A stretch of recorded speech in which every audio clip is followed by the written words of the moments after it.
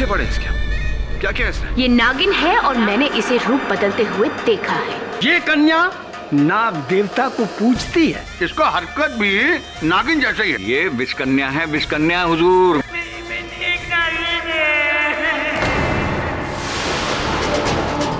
नागिन भाग गई।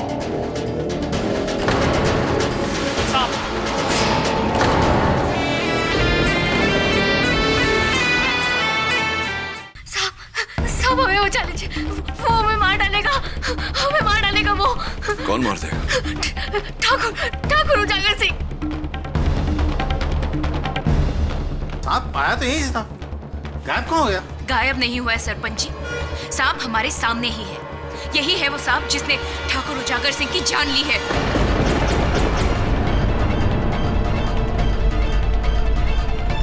अब तो आपका भ्रम टूटा ना साहब जी। नीलाक्षी जेल में थी तो ये सलाखों से छूटकर यहाँ इस हवेली में आई कैसे? सांप बनकर, और यहाँ आकर इसने ठाकुर उजागर सिंह को डस लिया। और जब हमने इसे देखा तो इसने रूप बदल लिया, वहां से भागने की कोशिश की, लेकिन पकड़ी गई। क्या सोच रहे हैं साहब जी? अगर इस दुनिया में भगवान है, शैतान है, तो फिर नागिन क्यों नहीं हो सकती?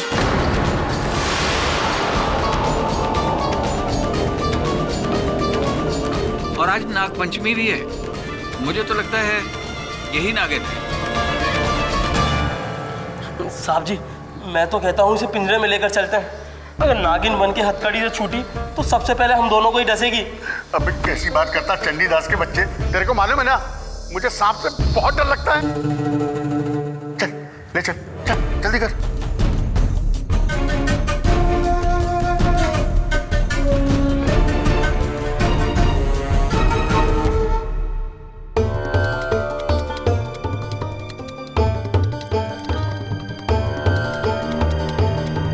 क्या है सर? ठाकुर साहब के हाथों पर कोई मरहम जैसा पदार्थ लगा है।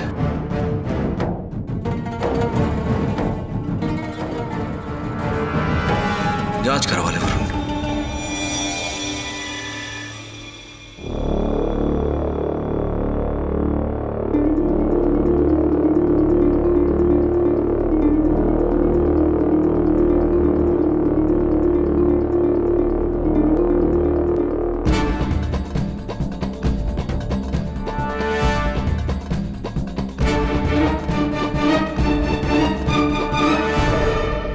मेरा यकीन कीजिए, मुझे नहीं पता कि मैं उस हवेली में कैसे पहुंची।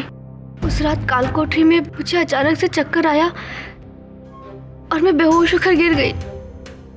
फिर जब मुझे होश आया तो मैंने देखा कि मैं उस हवेली में हूँ, उस बंद कमरे में। मैं बहुत घबरा गई। मुझे लगा कि ठाकुर उजागर सिंह ने मुझे उठाया है मारने के लिए। फिर अचानक से मुझे किसी के आने की आहट सुनाई दी। मैं इस डर से जाके पर्दे के पीछे छिप गई और फिर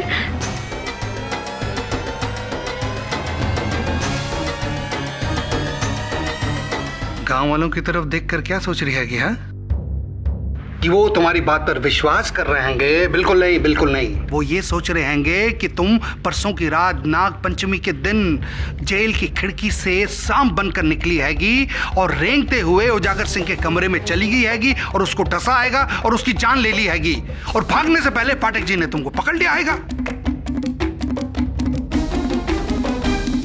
मैं गांव वालों की बात पे विश्वास नहीं हैगा। पूछो क्यों? क्योंकि अदालत इस बात को नहीं मानता है कि विषकन्या या नागिन जैसी कोई चीज हैगी, मगर अदालत कातिल को जरूर मानता हैगा और मेरी नजर में तुम ही कातिल हैगी। उस दिन उजागर सिंह के कमरे में कैसे गई हैगी, शाम का नाटक कैसा किया हैगा और उसको डसा कैसे हैगा मेरे को नहीं मालूम, मगर मेरी नजर में तुम ही कातिल हैगी। क्यों सरपंच साहब, बताइए। साहब, अब तक तो मैं इस लड़की को निर्दोष समझता था, लेकिन कल रात जो मैंने देखा उसके बाद सच को झुठलाना बड़ा मुश्किल है। ये लड़की वाकई इच्छाधारी नागिन है।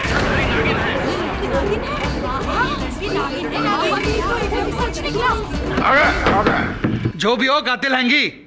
बताओ शाम को कहां छिपा के रखा हैगा पचौरी जी, नीलाक्षी के पास कोई सांप नहीं। आपने तो अपनी आंखों से देखा है ना उस सांप को। कहां गायब हो गया वो सांप? जज साहब, इस बात ने मुझे भी चक्कर में डाला हुआ है कि आखिरकार एक बंद कमरे से वो सांप उछल कैसे हो गया। हो सकता है मेरे कुछ प्रश्न इस प्रश्न का उत्तर देने में हमारी सहायता करें। मैं आपका मतलब नहीं समझा। समझाता हूं योर ऑनर। इंसानों के मन में सांपों को लेकर कई भ्रम है। जैसे कि सांप सपेरे की बीन की आवाज सुनकर झूमता है। वास्तव में सांप के कान ही नहीं होते, वो बीन के इशारों की तरफ डोलता रहता है। और इस केस पर लागू होता हुआ एक भ्रम कि सांप अचानक कभी भी हमला करता है, जबकि ऐसा नहीं है योर ऑनर। सांप हमला तभी करता है जब उसे अपनी जान पर खतरे का आभास हो। मैं आपका मतलब नहीं समझा फाटक साहब। जज साहब, उजागर सिंह जी को जिस हाथ पर सांप ने डसा था, उस हाथ पर मुझे मरहम लगा हुआ मिला। मरहम के सैंपल को जब मैंने जीव विज्ञान प्रयोगशाला में परीक्षण के लिए भेजा तो मैंने पाया कि वो मरहम नेवले के बालों से, यानी कि मंगूज हेयर से बना हुआ था। मंगूज योर ऑनर, नेवला सांप का पुराना प्रतिद्वंदी। नेवला? ठाकुर उजागर सिंह अपने हाथ पर नेवले की खुशबू क्यों लगाएगा? उन्होंने नहीं लगाया योर ऑनर, धोखे से उन पर लगाया गया ताकि सांप उनसे खतरा महसूस करे, उन्हें अपना शत्रु समझे और उन पर आक्रमण करे। और ऐसा ही हुआ।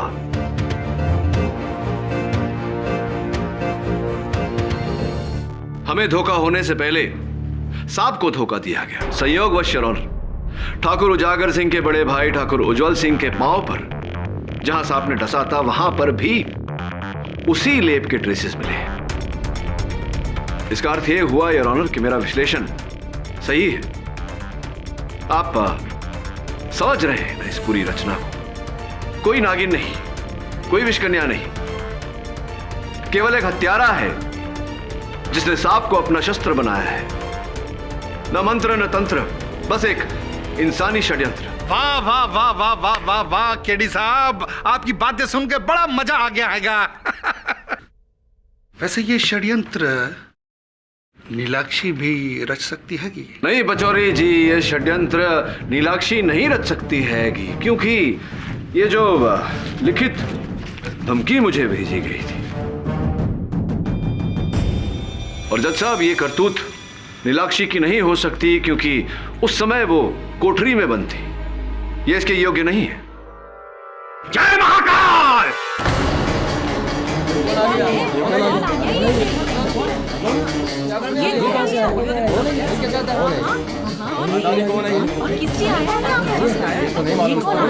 इस लड़की की योग्यता को मुझसे बेहतर कोई नहीं जानता, कोई नहीं जानता।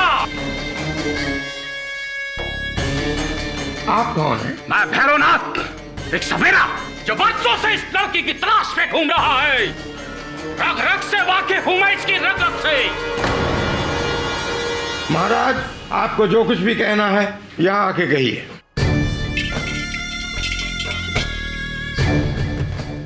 मेरे ज्ञान के सामने तुम्हारा विज्ञान सर झुका देगा बेटा। आज से 20 साल पहले जब मैं छत्तीसगढ़ के जंगलों में वास कर रहा था, मैंने एक इच्छाधारी नागिन को अपने वश में कर लिया। उसकी मणि हासिल करने के लिए वो मुझसे दया की भीख मांगने लगी, गिड़गिड़ाने लगी जज साहब। कहने लगी मुझे छोड़ दो, मेरे 2 छोटे छोटे बच्चे हैं। भीख मांगी उसने मुझसे गिड़गिड़ाकर। दया आ गई मुझे, दिल पसीज गया मेरा। जाने दिया उसे, आजाद कर दिया हमेशा हमेशा के लिए। और उसके कुछ समय बाद छत्तीसगढ़ के जंगल में 2 लड़के शिकार करने के लिए आए। 2 नौजवान लड़के। और उस शिकार के खेल में उन्होंने उस नागिन को मार डाला और उसकी वो मणि उन्होंने हासिल कर ली। जानते हो कौन थे वो 2 नौजवान? तुम्हारे ही गांव के ठाकुर उज्जवल सिंह और उजागर सिंह। और वो नागिन कौन थे जानना चाहोगे? इस लड़की की मां। नहीं,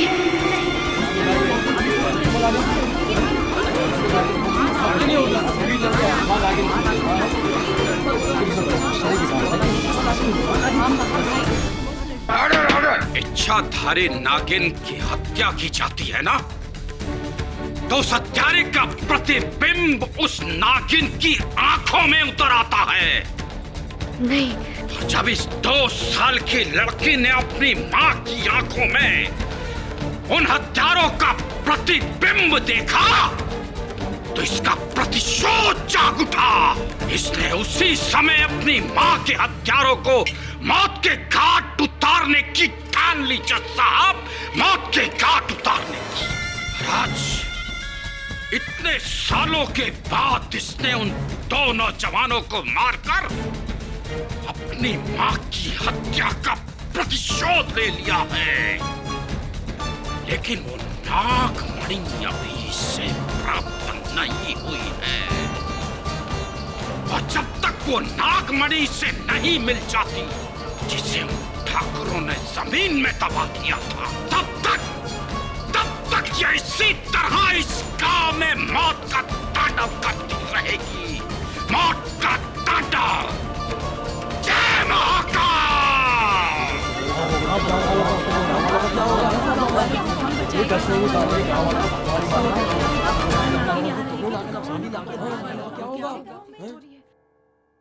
भैरव जी, आप केवल एक सपेरे हैं या खाली समय में पटकथा आदि भी लिखते हैं?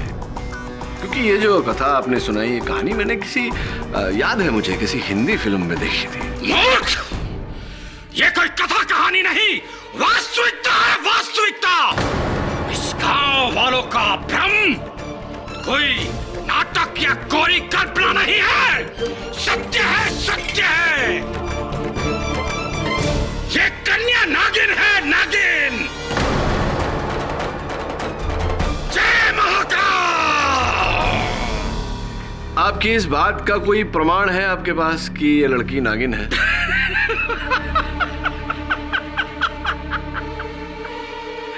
वकील साहब, मैं जानता हूं कि ये जग जो है चमत्कार को नमस्कार करता है, चमत्कार को। और आज मैं इस बड़ी अदालत में एक चमत्कार करके दिखाऊंगा। इस कन्या को नागिन बना दूंगा। आज तेरी असलियत सबके सामने आ जाएगी लड़की। जज साहब, ये न्यायालय है, कोई मेला नहीं। अब बीन बजाएंगे। सत्य से मुंह फेरना चाहते हो वकील साहब? आप रुकिए मत भैरव बाबा, हम सब सच्चाई जानना चाहते हैं। पाठक साहब, देखते हैं क्या होता है। ठीक है बाबा, आप अपनी क्रिया शुरू कीजिए। जय महाकाल।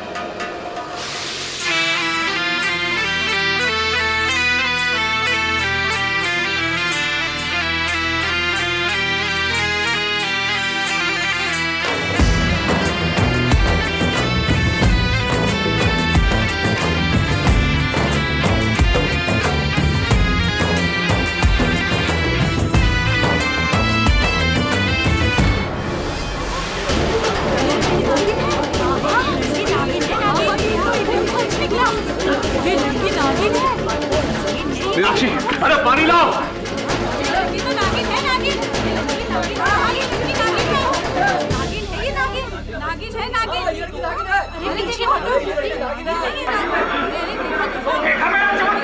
मैंने पहले ही कहा था कि ये नागिन है, वरना सलाखों के पीछे से कोई इंसान निकल सकता है क्या? मस्तानी जी, आप प्लीज बैठ जाइए। जज साहब, इसका बेहोश होना ही सबूत है कि भैरव बाबा की शक्तियों का असर हुआ है इस पर।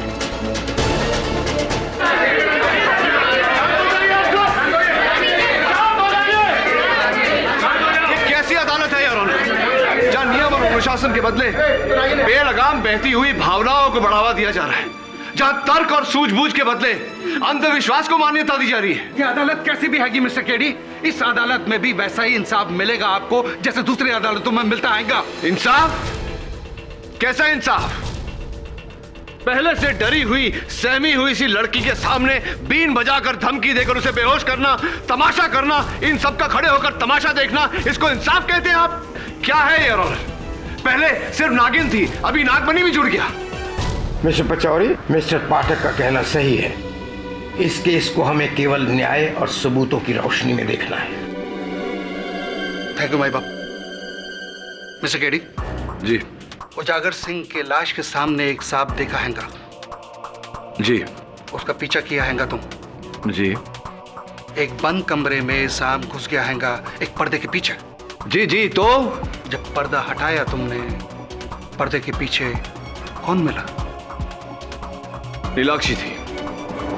सांप किधर गायब हो गया केडी? वो सांप किधर गायब हो गया? देखिए mister Pachauri, I really don't understand. You do not understand anything, Mr. Keddy. यहाँ इधर अदालत में वेर सांप का मालिक किधर? Bring the सांप and सांप का मालिक इधर, in the court, in the अदालत. Then I agree, Neelakshi is innocent. कल को ऐसा ना हो जाए कि मैं भी उसको नागिन समझे बैठा हूं।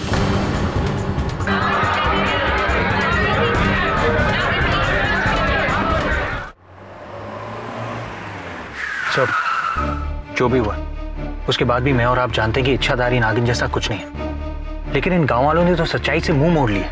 इन्हें यकीन कैसे दिलाएं सर?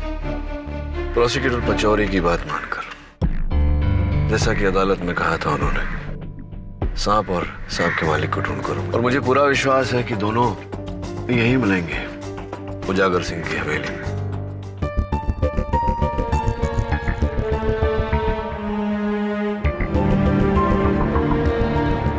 केडी साहब, सांप को वहां देखा था।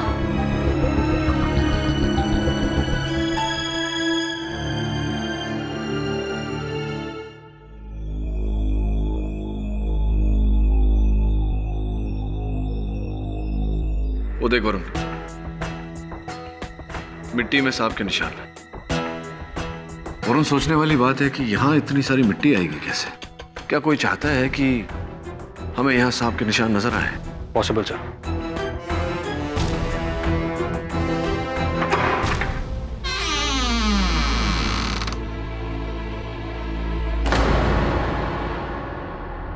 यहां भी मिट्टी है वरुण, पर्दे की ओर जा रहा है।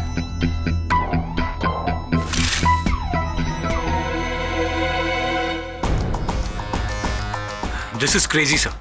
भागने का कोई जरिया ही नहीं। सांप पर्दे के पीछे जाकर गायब कहां हो गया? पर्दे में भी नहीं।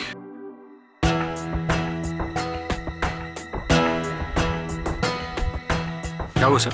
इस मिट्टी में सांप के निशान देख रहा हूं। सांप पर्दे की ओर आ रहा था या पर्दे से दूर जा रहा था?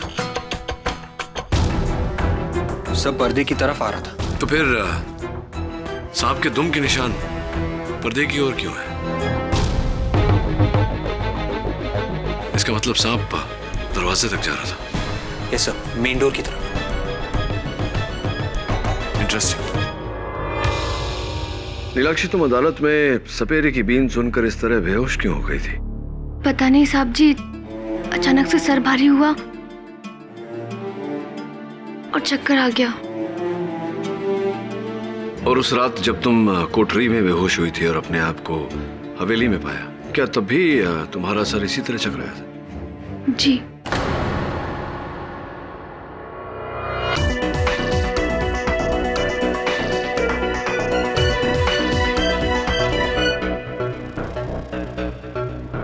तो भैरो जी, भैरो बाबा, आप इस नागिन को, इस लड़की को कितने साल से जानते हैं? आप इस लड़की को 20 सालों से, और इसकी माँ को 40 सालों से। 40 सालों से? तो आपकी उम्र 40 से अधिक ही होगी। 45 वर्ष के हो गए आप, और 40 वर्षों से आप इनकी माताजी को जानते हैं। मतलब ये जो धंधा, मेरा मतलब है ये जो कार्य है आपका सपेरों का, ये 5 वर्ष की उम्र से आप कर रहे हैं। तो तब से 5 वर्ष की उम्र से ही आपका गेटअप यही है? गेटअप क्या? ये पोशाक है हमारी, पोशाक। बहुत ही जचती है आप पर भैरव बाबा ये पोशाक। सच कहूं तो मेरा भी मन कर रहा है कि मैं भी ऐसे वाह क्या बात है। कहाँ कहाँ से सिलवाते हैं आप अपनी ये पोशाक? जरा देखें वहां, छगनलाल ड्रेस वाला इंदौर, छगनलाल ड्रेस वाला इंदौर। ये बड़ा ही नामचीन दुकान है। ये लोग ऐसे कपड़े फैंसी ड्रेस पार्टी के लिए, नाटकों के लिए इत्यादि इत्यादि किराए पर दिया करते हैं, भाड़े पर। देखिए अभी किसका बिल हो सकता है मेरे हाथों में? झोला झोला, 4 माला, 1 2 3 4 माला, काले वस्त्र, मुजड़ी, बीन, ओ वही आपकी जो सुरीली बीन थी, वही। ये सारा कुछ आपने 3 अगस्त से लेकर के 12 अगस्त तक किराए पे लिया है। ये भाड़ा आपका 620 रुपए है।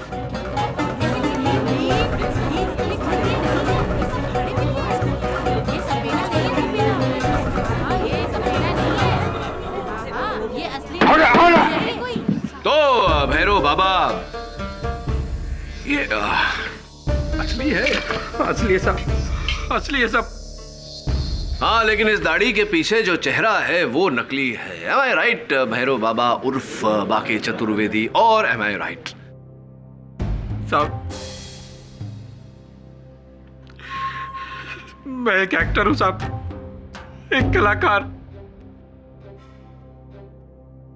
जबलपुर में थिएटर करता हूं। तो वो नागमणि की कहानी, वो नागिन का कहर साहब, वो मेरी एक पेड परफॉर्मेंस थी साहब।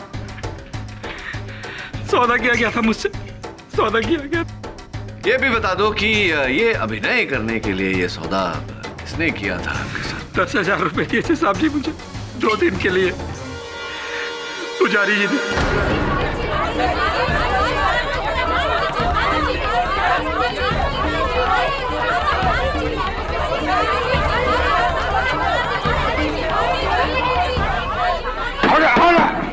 पंडित जी और ऑनर, पंडित जी तो आएंगे, इनका क्या करें? मुरलियाराम, इस पाखंडी सपेरे को फौरन हिरासत में लिया जाए।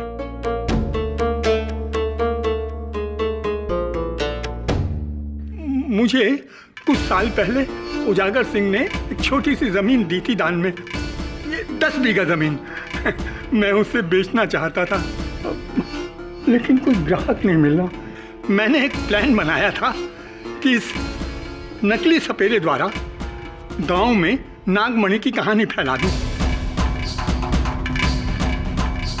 और ये कहे कि उस जमीन में नागमणि कहीं गड़ी हुई है, ताकि नागमणि की लालच में आके लोग उसे खरीदें और मैं बड़ी आसानी से उस जमीन को दुगने तिगने दामों में बेच सकूं। जय मां दुर्गे। और इसी कारण से आपने दोनों ठाकुरों की हत्या भी कर? नहीं, दुर्गा मां की कसम, मैंने उन्हें नहीं मरवाया। वो तो किसी सांप द्वारा डसे गए हैं। केडी साहब, आपकी सुविधा के लिए बता देते हैंगे कि दोनों कत्ल के दौरान पंडित जी मंदिर में ही थे। आधा गांव इसका साक्षी हैगा। तो फिर आधा गांव इस बात का भी साक्षी होगा कि मुझे ये जो धमकी पत्र भेजा गया था, इस पर जो लिखावट है ये किसकी है? आप ही की होगी? आप ही की है? नहीं, अरे आप ही की लिखावट है। नहीं, अरे आप ही की लिखावट है पंडित जी। नहीं, किसकी है?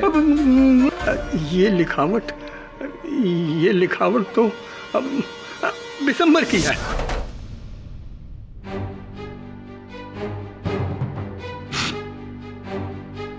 हाँ बिशंबर जी, पंडित जी का कहना है कि ये लिखावट आपकी है या नहीं? ये मेरा नहीं है, ये मैंने खिड़की से नहीं फेंका साहब। खिड़की से? मैंने तो किसी खिड़की की बात ही नहीं की। वैसे ये खिड़की से ही आया। हाँ, ये मैंने ही लिखा है, लेकिन मुझे मस्तानी ने कहा था कि लिखने के लिए।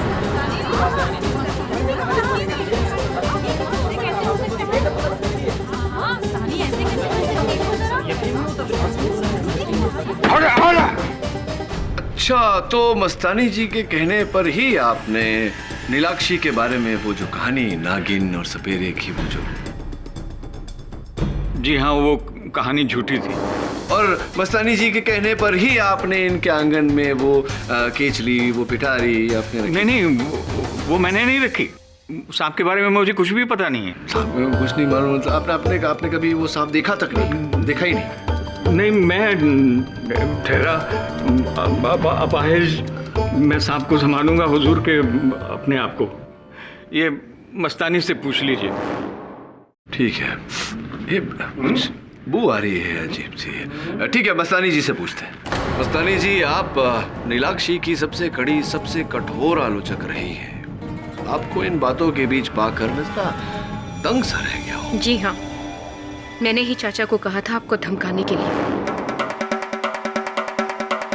क्योंकि मैं नहीं चाहती थी कि नीलाक्षी जेल से बाहर निकले। तो उस पेड़ के एक छोर से नागिन का जाना और दूसरे छोर से नीलाक्षी का बाहर आना, वो कथा सब झूठी थी। मेरे सारे आरोप झूठे थे। पर आपको ये झूठ बोलने की आवश्यकता क्यों पड़ी? कृपया कर अदालत को बताइए। इसकी खूबसूरती, जिस पर दोनों ठाकुर इतने फिदा हो गए थे कि वो दोनों मुझे भूल गए थे, जबकि मैंने इतने सालों से उन दोनों की सेवा की थी। तो इस बुरे व्यवहार के कारण ही आपने दोनों ठाकुरों को सांप से कटवा कर उन्हें मृत्यु दी? नहीं, सांप के बारे में मुझे कुछ भी नहीं पता। भला मेरे पास सांप कहाँ से आएगा? सांप भले ही ना हो, खसखस तो है।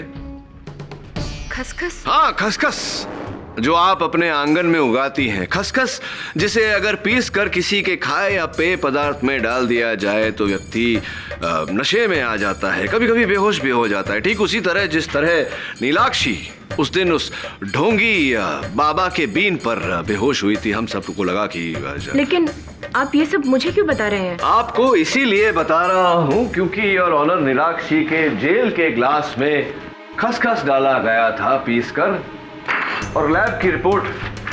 अब बताइए मस्तानी जी, क्यों आपने बेहोश करना चाहा नीलाक्षी को? क्या कारण था इसके पीछे? नहीं, मैंने ऐसा कुछ भी नहीं किया था, बल्कि इंस्पेक्टर रलियाराम मेरे घर आए थे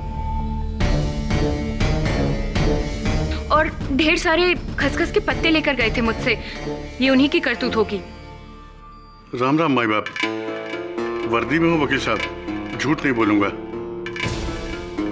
आपके मन में आपकी वर्दी के लिए इतना मोह देखकर इतनी प्रसन्नता हुई है।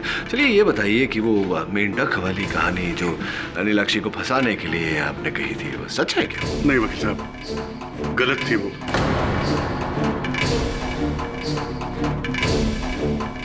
इसके लिए ठाकुर उजागर सिंह ने मुझे 10,000 रुपए दिए थे साहब। और वो वाकया जब नीलाक्षी को ढोंगी सपेरे के बीन के सामने नशा चढ़ा, वो भी गलत था साहब। हमने उसको कचहरी में लाने के पहले उसके पानी में खसखस का पानी मिला दिया था वकील साहब। वर्दी में हूँ, झूठ नहीं बोलूंगा। और ये काम पुजारी जी ने करवाया था आपसे? जी वकील साहब, 8,000 रुपए दिए थे। और नागपंचमी की रात जब बेहोशी की हालत में नीलाक्षी वहाँ ठाकुर की हवेली पहुंची, वो कैसे? वर्दी में हूँ वकील साहब, झूठ नहीं बोलूंगा। उस दिन हमने हवालात में नीलाक्षी के पानी में खसखस का पानी मिला दिया था और उस कारण वो बेहोश हो गई, और मैंने और मेरे हवलदार चंडीदास ने मिलकर उसे उठाकर हवेली पहुंचा दिया था साहब।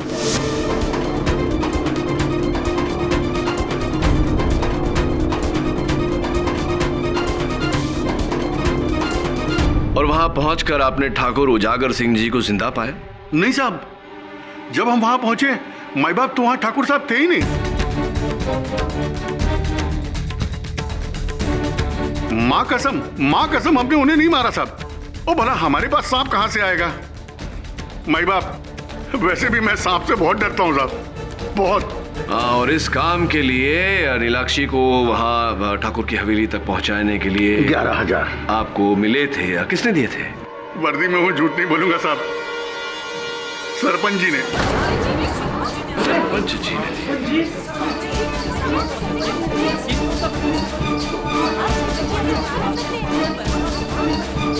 सरपंच जी, आपने नीलाक्षी को कोठरी में बेहोश करवाकर ठाकुर जी के हवेली भिजवाया। क्यों भिजवाया? क्यों किया ऐसा आपने?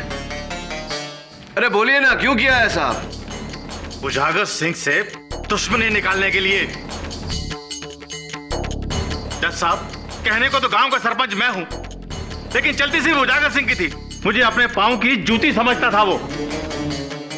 इसलिए मैंने सोचा हरी अदालत में उजागर सिंह ने नीलाक्षी को उठवाने की धमकी तो दे ही डाली है।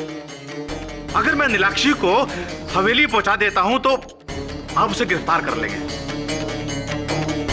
इसलिए यह काम मैंने रली आराम से करवाया। तो इसीलिए बदला लेने के लिए आपने ठाकुर उजागर सिंह जी को। केडी साहब, इनके पास सांप नहीं हैगा। ये कहां से उजागर सिंह जी की जान ले सकते हैंगे?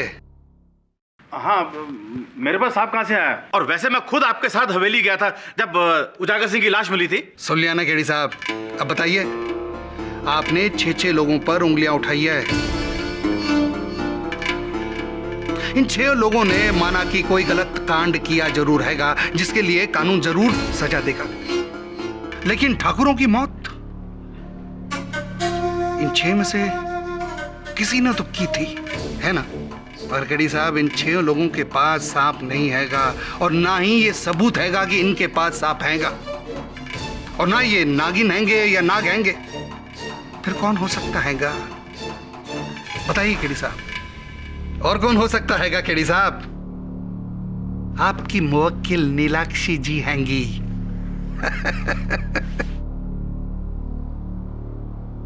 योर ऑनर, अब तो स्पष्ट हो चुका है कि नीलाक्षी को नागिन के इस मनगढ़ंत कहानी में फंसाया गया था।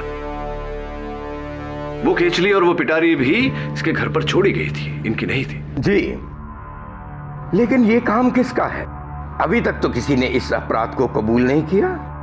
जज साहब, हम नागिन के पड़ाव से लेकर इंसानों तक तो पहुंच गए, और ये मेरा विश्वास नहीं, मेरा दावा भी है कि बहुत जल्द हम उन इंसानों में हत्यारा भी ढूंढ निकालेंगे।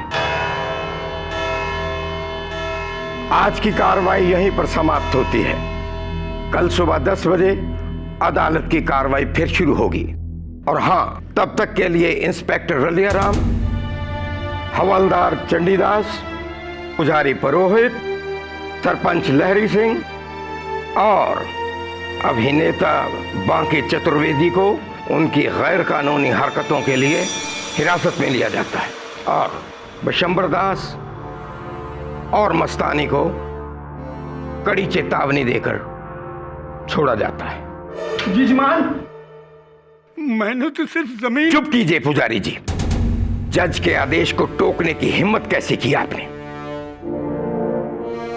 आइंदा अगर आपने बेवक्त मुंह खोला तो आपकी सजा को और बढ़ा दूंगा, समझे?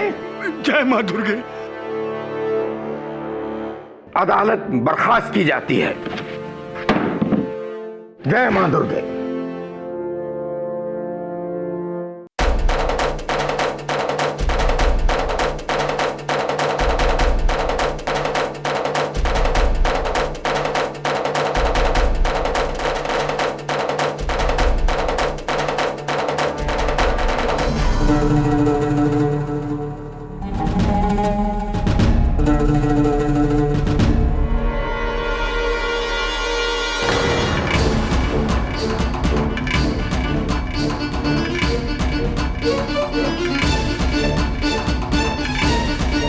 अरे सांप सांप, वो गया।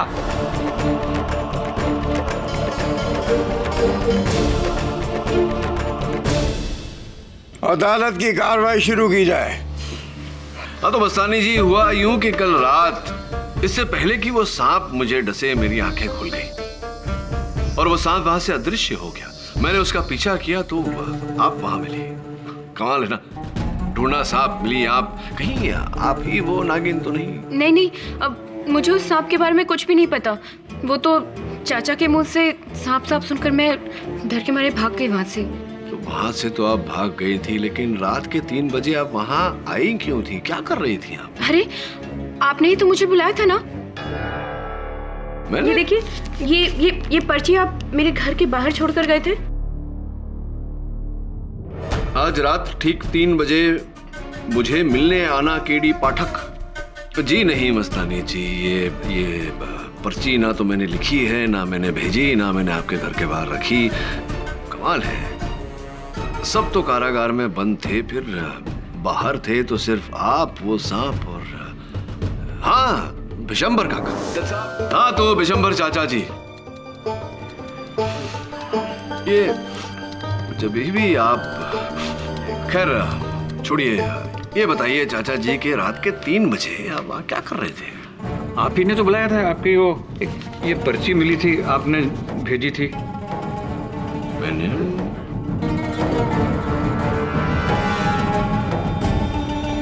आज रात के ठीक 3 बजे मुझसे मिलने आना केडी पाठक का। स्पष्ट है चाचा जी कि ये न मैंने लिखा है न मैंने भेजी है। कौन हो सकता है जो आपको और मस्तानी जी को इस केस में फंसाने की चेष्टा कर रहे हैं? क्या लगता है आपको, कौन हो सकता है? पता नहीं बेटा, मैं तो बाल बाल बच गया उसके सांप के काटने से। वो मेरी आंखों के सामने झाड़ी में चला गया और वहां से गायब।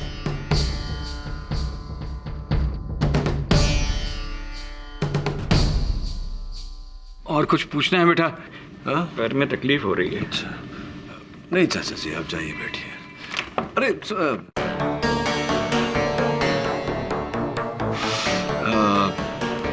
मैं ये पूछना चाह रहा था आपसे कि आप तो ठाकुरों की हवेली के रखवाले हैं, तो कभी भी किसी भी समय जहां आप चाहें आ जा सकते हैं, छूट है पूरी आपको, है ना? हाँ हाँ। तो ठाकुरों के कमरे में भी, ठाकुर उजागर सिंह और ठाकुर उज्जवल सिंह के कमरे में भी आना जाना। तो आप कहना क्या चाहते हो?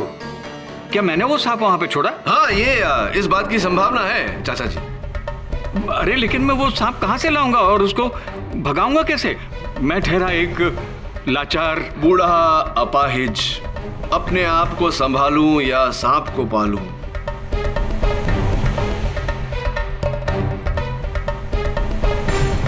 लेकिन देखिए चाचा जी, कितनी निपुणता से आपने ये दोनों कार्य किए। अपने आप को भी संभाला, सांप को भी पाला इस लाठी की मदद से, है ना?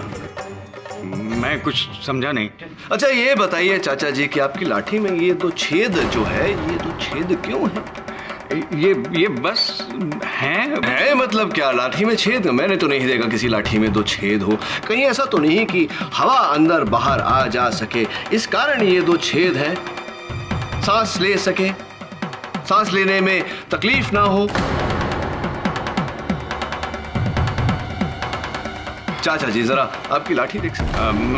नहीं। Your honour please. Bishambar Das, लाठी दो।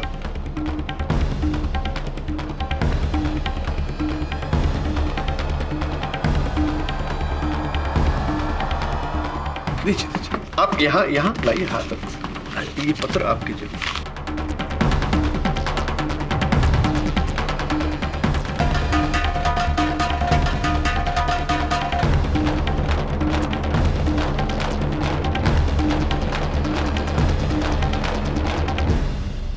दत्त साहब, एक बहुत ही पुरानी कहावत है, ऐसा वार करो कि सांप भी मर जाए और लाठी भी ना टूटे। इस उदाहरण में ऐसा वार किया गया कि सांप भी नहीं मरा और लाठी भी नहीं टूटी। मैं अदालत को कुछ दिखाना चाहूंगा यार।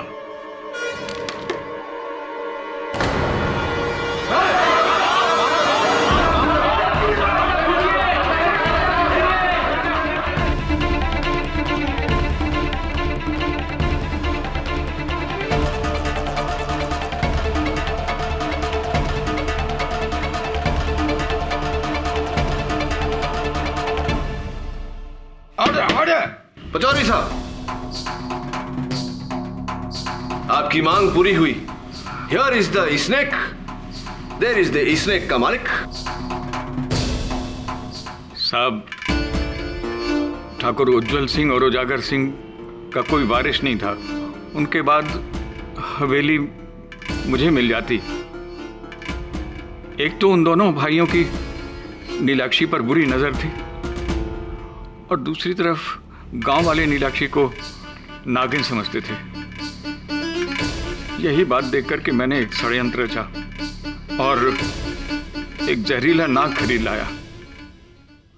उसको मैंने अपनी इस लाठी में पाला और उसको सिखाया कि कहीं भी नेवले की गंध मिले तो वो उसे जा करके डस ले और फिर वापस लाठी में आ जाए।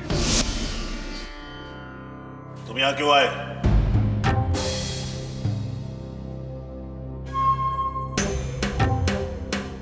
इस बारे में किसी से कुछ कहा ना तो जिंदा गाड़ दूंगा।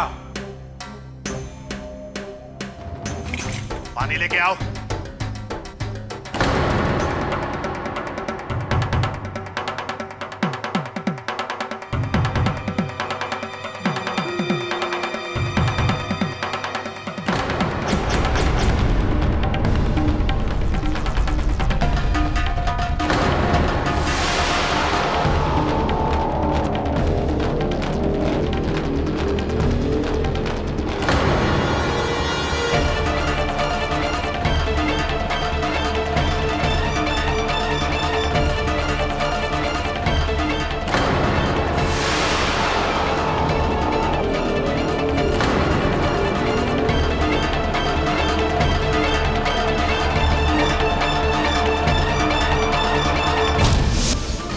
और फिर मैंने ही नीलाक्षी के घर में वो सांप की कैंचुली और पिटारा डाला। और नागपंचमी की रात जब मैंने सरपंच और रलिया राम को देखा कि वो बेहोशी की हालत में नीलाक्षी को हवेली में ले जा रहे हैं, तो मैंने दूसरा षड्यंत्र रचा कि क्यों ना उजागर सिंह को भी मार दिया जाए।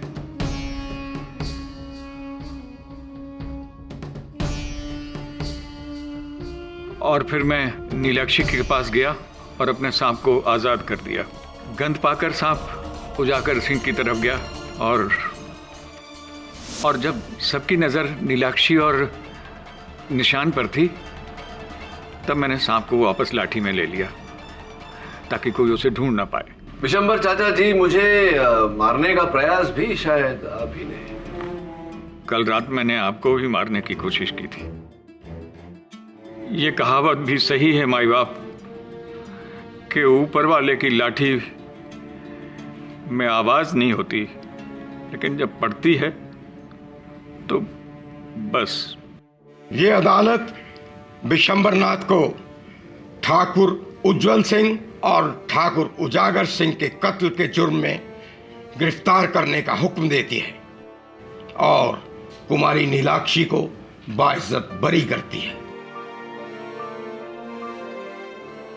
The case is closed. जय मां दुर्गा।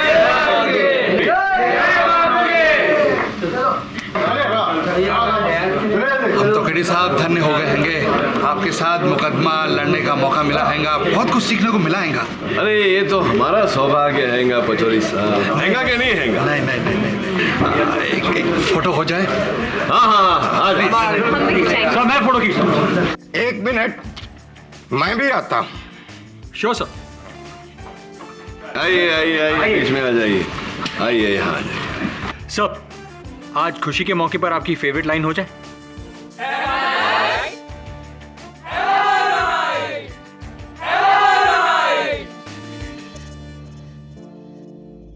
ना ही वो मेरी लाइफ में आती, ना ही मेरी बीवी माया का शक मुझ पे बढ़ता जाता है, और ना ही वो इस तरह से रिएक्ट करती है। किसकी बात कर रहे हैं आप?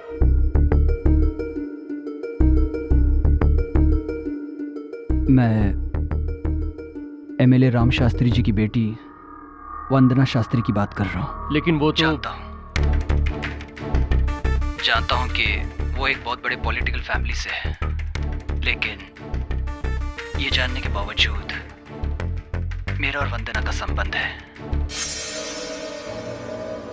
प्रॉब्लम की बात यह है कि मेरा माया के साथ एक प्री नेप्चुअल एग्रीमेंट है, और अगर माया को इस संबंध के बारे में पता चल गया और उसने इसके आधार पर डिवोर्स की अपील की, तो मेरी सारी प्रॉपर्टी उसकी हो जाएगी।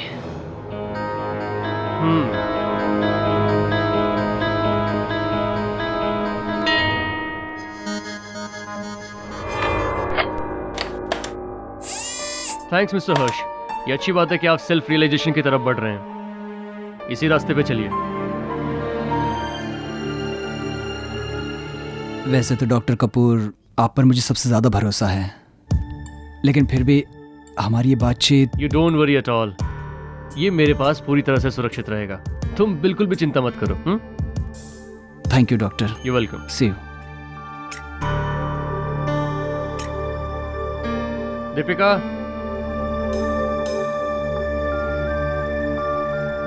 ये हर्ष वर्मा की कैसेट है, इसे मेरे सेफ में अच्छी तरह से संभाल के रख दो। और ये लो चाबी।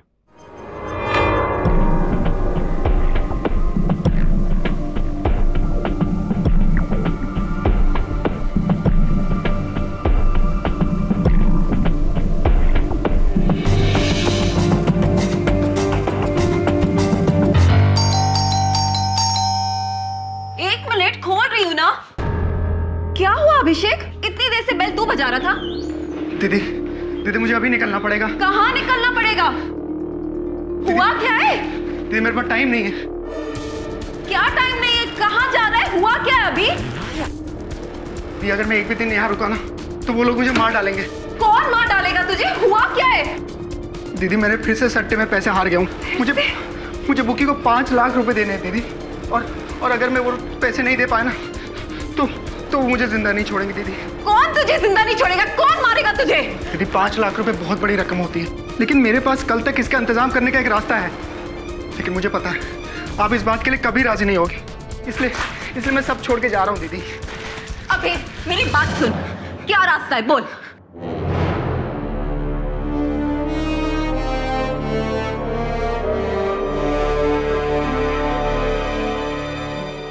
डॉक्टर देवेंद्र कपूर। डॉक्टर देवेंद्र कपूर? हाँ दीदी, डॉक्टर देवेंद्र कपूर इस शहर के सबसे बड़े साइकियाट्रिस्ट हैं और तुम उनके क्लिनिक में काम करती हो दीदी। तुम्हारे बिना मेरी मदद कोई नहीं कर सकता है। पर मैं क्या कर सकती हूँ? दीदी मुझे उनके सेफ की चाबी चाहिए। उनके सेफ की चाबी? उसका क्या करेगा तू? दीदी मैं आपको समझा नहीं सकता हूँ, पर वो सेफ की चाबी सिर्फ वही चीज है जो मेरी जान बचा सकती। दीदी प्लीज। अभिषेक, मैं डॉक्टर कपूर को धोखा नहीं दे सकती। That's it। ठीक है, मत दो धोखा।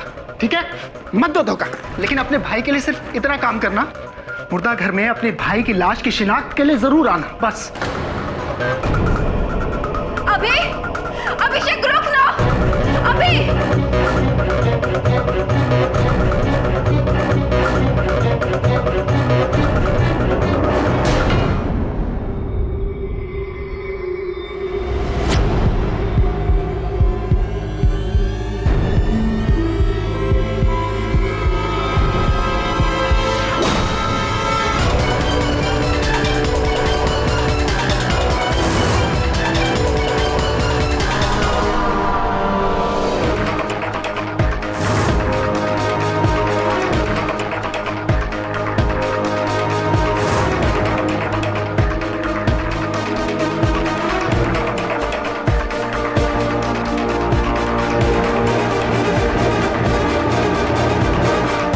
सुबह जब मैं अपने ऑफिस पहुंचा तो मेरा सेफ खुला हुआ था और उसमें से एक टेप गायब थी। कपूर, तुम्हारे यहाँ अगर चोरी हुई है तो इसकी रिपोर्ट तुम्हें पुलिस में करनी चाहिए। नहीं केडी, मैं पुलिस कंप्लेन नहीं कर सकता। ये मेरी क्रेडिबिलिटी का सवाल है। अगर मेरे पेशेंट्स को ये पता चल जाए कि मेरे ऑफिस से टेप चोरी हो रही है तो बहुत बड़ी गड़बड़ हो जाएगी, और खास तौर पे वो टेप। किसका था वो टेप? हर्ष वर्मा का, हाई स्काईज एयरलाइंस का मालिक। हाँ, और बाकी किसी टेप को छुआ तक नहीं, सिर्फ हर्ष वर्मा का ही टेप चोरी हुआ है। केडी, अगर ये टेप किसी गलत हाथ में पड़ गया ना तो बहुत बड़ी प्रॉब्लम हो जाएगी। क्यों, ऐसा क्या था उस टेप में? उस टेप में हर्ष वर्मा ने अपने और एमएलए राम शास्त्री की बेटी के संबंधों के बारे में बोला था। केडी, एक तरफ एमएलए राम शास्त्री की बेटी है और दूसरी तरफ हर्ष अपनी बीवी माया के साथ प्रीनिपिटल एग्रीमेंट में है। अगर वो टेप गलत हाथ में पड़ गई केडी तो हर्ष वर्मा का बुरा तो होगा ही होगा, साथ में मेरा करियर भी बर्बाद हो जाएगा। ऐसी कपूर, तेरे अलावा और कौन जानता था कि सेफ की चाबियां कहाँ रखी जाती है? दीपिका मेरी एसोसिएट है, पर वो ऐसा नहीं कर सकती। तुम तो जानते हो केडी कि वो मेरे साथ करीब 8 साल से काम कर रही है और हम दोनों एक दूसरे को पसंद भी करते हैं। ये सब बात तो ठीक है, लेकिन एक बात स्पष्ट है कि जिसने भी ये टेप चुराई है वो तुम्हारा कोई नजदीकी इंसान है, और ये बात भी तय है कि ये काम जिसने भी किया है वो तुम्हें या हर्ष को कांटेक्ट जरूर करेगा। जैसे ही वो तुमसे संपर्क करे मुझे बताना। माया मैडम, आपका काम हो गया है। वो टेप मेरे पास है। ठीक है, तो शाम को मिलो। सॉरी, एक्चुअली मुश्किल से मिली हुई चीज़ का दाम भी थोड़ा ज़्यादा होता है। 6 लाख रुपए की बात हुई थी, मिल जाएंगे। आप समझी नहीं मैडम, चीज़ बहुत मुश्किल से मिली है, इसलिए अब उसकी कीमत 6 लाख नहीं 15 लाख हो गई है। देखो, सनी से मेरी बात 6 लाख की हुई थी, समझ में आई? मिल जाएंगे 6 लाख। काम सनी ने नहीं, मैंने किया है, और मैं इसकी कीमत 15 लाख लगा रहा हूँ। आप दे सकती हैं तो ठीक है, वरना और भी रास्ते हैं मेरे पास।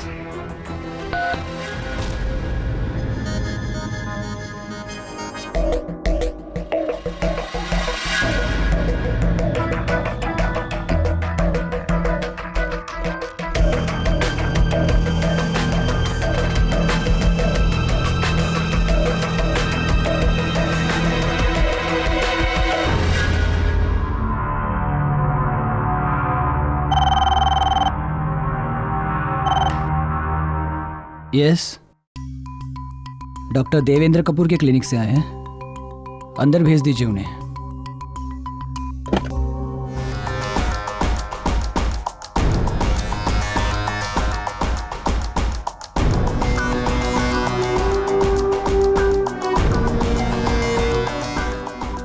ये क्या बदतमीजी है? कौन हो तुम?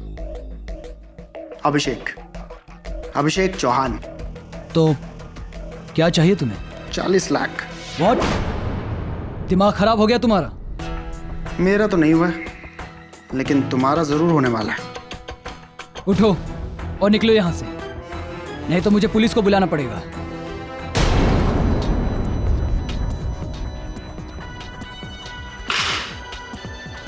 ये वही टेप है जो आपने डॉक्टर कपूर के क्लिनिक में रिकॉर्ड करी थी।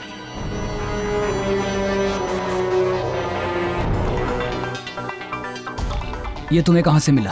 अरे, मैंने आपको बताया ना, मुझे डॉक्टर देवेंद्र कपूर ने भेजा है। तो जाहिर सी बात है, ये टेप भी मुझे उन्हीं ने दी होगी। ये सिर्फ कॉपी है, ओरिजिनल की कीमत सिर्फ 40 लाख।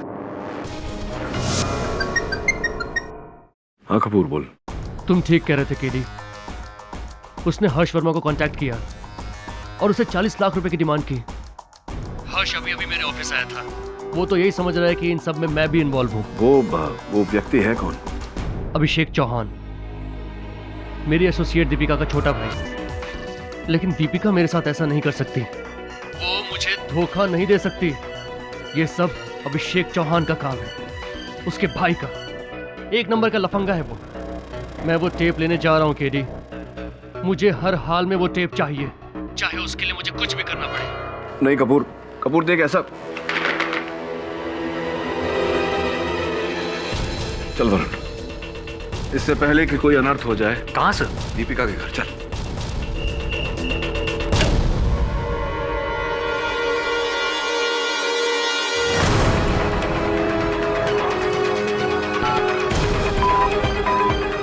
डॉक्टर कपूर का फोन बंद है, जाओ क्लिनिक जाके चेक कर। Right sir. Inspector Athawale, KD Pathak बोल रहा हूँ। आपके एरिया में मर्डर हो गया है, 189 सुमन नगर।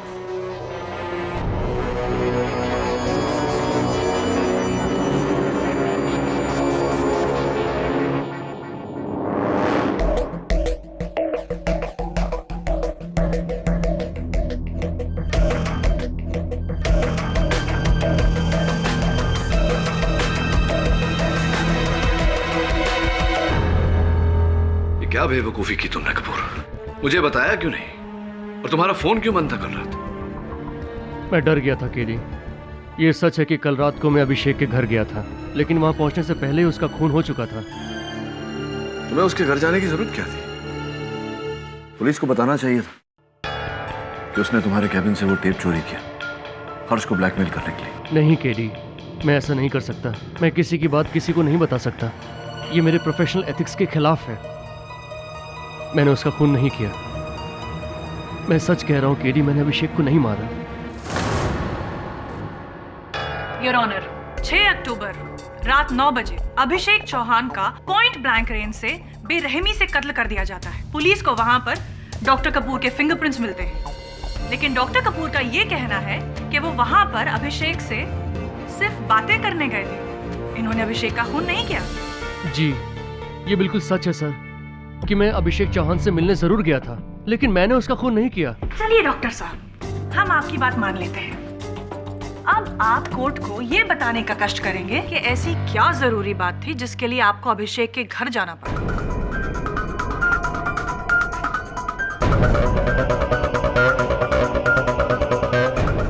आप चुप क्यों हैं डॉक्टर साहब? या फिर आपके पास कहने के लिए कुछ है ही नहीं? चलिए हम बताते हैं आपको कि उस रात क्या हुआ। आप अभिषेक चौहान के घर गए थे, लेकिन उससे बात करने नहीं, आप उसे धमकाने गए थे डॉक्टर साहब, क्योंकि आपको शक था कि अभिषेक ही वही इंसान है जिसने आपके ऑफिस के सेफ से चोरी की। और जब उसने आपकी बात मानने से इनकार कर दिया तो बेरहमी से आपने उसका कत्ल कर दिया।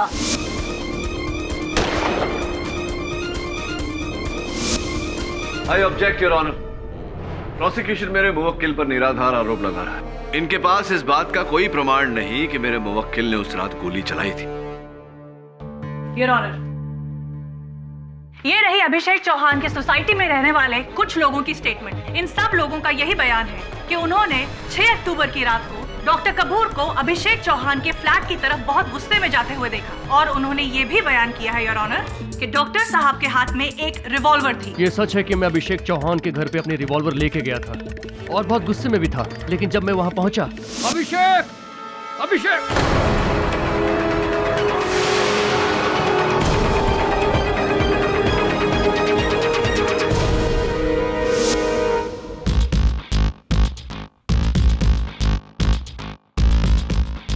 योर ऑनर, ये झूठ बोल रहे हैं और इसी बात की पुष्टि करने के लिए मैं इंस्पेक्टर आठवले को डॉक में बुलाना चाहूंगी। इजाजत। इंस्पेक्टर, पोस्टमार्टम की रिपोर्ट के हिसाब से अभिषेक चौहान की मौत .22 calibre Smith and Wesson revolver से चली हुई गोली से हुई। जी हाँ, और हमें डॉक्टर कपूर के केबिन की छानबीन करने के बाद वहाँ पर .22 स्मिथ वेसल रिवॉल्वर का लाइसेंस मिला जो डॉक्टर कपूर के नाम रजिस्टर था। उन्होंने रिवॉल्वर ACE गन सप्लायर से करीब 1 बरस पहले खरीदा था।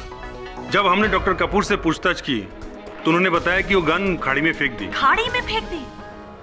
योर ऑनर, मतलब एक वो एविडेंस जिससे ये साबित हो सकता था कि कातिल डॉक्टर कपूर हैं, उन्होंने खाड़ी में फेंक दी।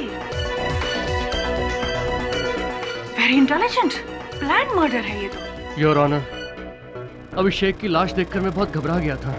मुझे वहां पहुंच के रियलाइज हुआ कि ये मैं क्या करने जा रहा हूं और मुझे अपने आप से नफरत होने लगी। इसलिए वहां से आते वक्त मैंने अपनी रिवॉल्वर खाड़ी में फेंक दी। आपकी इस दलील में कोई दम नहीं है डॉक्टर साहब। योर ऑनर, डॉक्टर कपूर के पास .22 कैलिबर की स्मिथ एंड वेसन रिवॉल्वर होना, मौका वारदात पर उनका मौजूद होना और इनका उस रिवॉल्वर को खाड़ी में फेंक देना, ये सारी बातें यही साबित करती हैं कि कातिल डॉक्टर देवेंद्र कपूर हैं। करेक्शन प्रोसिक्यूटर साहब, साबित नहीं, ये बातें अप्रत्यक्ष रूप से सुझाव देती है कि डॉक्टर कपूर ने ये कत्ल किया हो, किंतु इस बात को प्रमाणित नहीं करती कि डॉक्टर कपूर ने ही ये कत्ल किया है। नाउ योर ऑनर, अगर प्रोसिक्यूटर साहिबा को कोई आपत्ति न हो तो मैं इंस्पेक्टर आठवले से कुछ प्रश्न करने की अनुमति चाहूंगा। इजाजत। हाँ इंस्पेक्टर साहब, फोरेंसिक्स रिपोर्ट के अनुसार अभिषेक चौहान के घर पे डॉक्टर कपूर के अतिरिक्त किसी और के भी उंगली चिन्ह मिले हैं, क्या ये बात सही? जी हाँ, वहाँ डॉक्टर कपूर के फिंगरप्रिंट्स के अलावा अभिषेक चौहान की बहन दीपिका के फिंगरप्रिंट्स भी मिले। हमें और भी फिंगरप्रिंट्स मिले। मैच करने के बाद पता चला कि वो फिंगरप्रिंट्स वहाँ के लोकल गुंडे सनी के थे।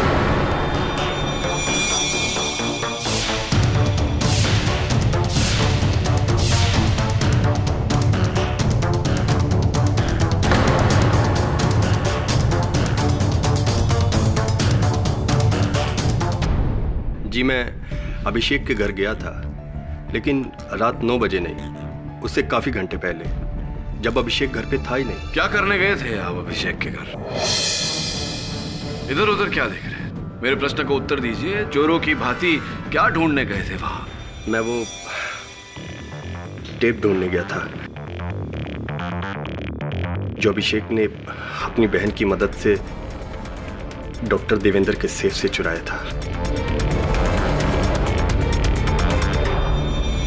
ये आप किस टेप की बात कर रहे हैं? जी वो मुझे हर्ष वर्मा की पत्नी माया वर्मा ने बताया था कि उनके पति डॉक्टर कपूर के यहाँ कुछ ट्रीटमेंट के लिए जाते हैं, जहाँ ट्रीटमेंट के लिए डॉक्टर कपूर अपने हर पेशेंट की एक वीडियो बनाते हैं और उस वीडियो में हर पेशेंट अपने बारे में सब कुछ बताता है। उन्हें वो टेप चाहिए था और उसके लिए उन्होंने मुझे 6 लाख रुपए देने की बात कही।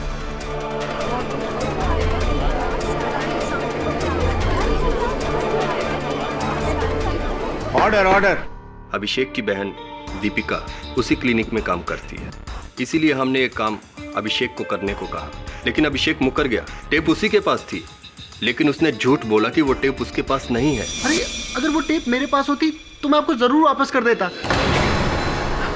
देख, डबल क्रॉस करने से पहले इतना याद रखना कि हर्ष वर्मा की पत्नी माया ने ये काम मुझे सौंपा है। उसके मन में लालच आ गया था। वो हर्ष वर्मा और उसकी पत्नी दोनों से पैसे ऐंठना चाहता था। झूठ बोल रहे हैं आप सनी। आप शाम को नहीं, रात 8:30 बजे गए थे अभिषेक के घर और उस समय वो घर पर ही थे। उनसे आपने वो टेप्स मांगी और जब उन्होंने इनकार कर दिया तब आपने तहश में आकर उनकी हत्या की। वो टेप्स ढूंढे और मिलने के बाद वहां से फरार हो गए। Objection your honour. डिफेंस की ये दलील बिल्कुल बेबुनियाद है। उस शाम को कुर्ला के एक शराब खाने में मारपीट करने के लिए सनी को गिरफ्तार किया गया था। ये रही उसकी रिपोर्ट।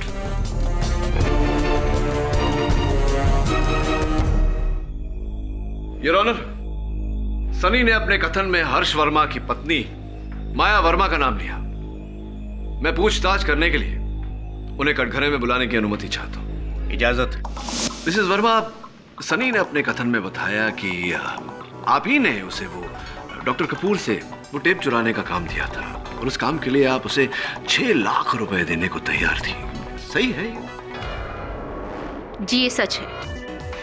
मेरे पति हर्ष वर्मा का ट्रीटमेंट डॉक्टर कपूर कर रहे थे और ट्रीटमेंट के दौरान उनका साइको एनालिसिस किया जा रहा था। मुझे बस वो टेप चाहिए था। और ऐसा करने के लिए आपने एक अपराधी की सहायता ली?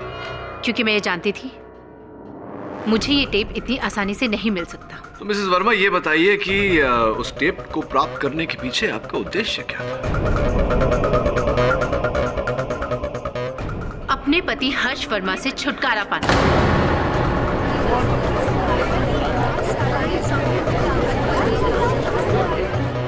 Order order. जज साहब, मैं अपने पति की असलियत अदालत के सामने लाना चाहती थी ताकि मैं जल्द से जल्द डिवोर्स फाइल कर सकूं। मैं जानने को उत्सुक हूं मिसेस मेहरा कि इस समय वो टेप कहां है? मुझे वो टेप कभी मिला ही नहीं। अद्भुत बात है, क्योंकि मेरे पास अभिषेक के फोन रिकॉर्ड्स है जिसके अनुसार उन्होंने आपको फोन किया था उसी दिन जिस दिन उनकी हत्या हुई थी। तो फोन आने के बाद आप वो टेप्स लेने उनके घर गई होंगी। जज साहब, ये सब बेकार की बातें हैं। मेरी डीलिंग सिर्फ सनी के साथ हुई थी और अभिषेक को तो मैं जानती भी नहीं हूँ। हाँ, लेकिन फोन पर बात करने के बाद तो आप जान गई होंगी उन्हें और टेप्स लेने उनके घर गई होंगी। और जब उन्होंने टेप्स देने से इनकार कर दिया होगा या रकम ज्यादा मांगी होगी, आपने तहश में आकर उनकी हत्या कर दी होगी। Simple, is it not? देखिए, ना ही मैं अभिषेक को जानती हूँ और ना ही मैं अभिषेक के घर गई थी। तो ये बताइए कि कत्ल के दिन 6 अक्टूबर को 8 और 9 बजे के बीच आप कहाँ थी?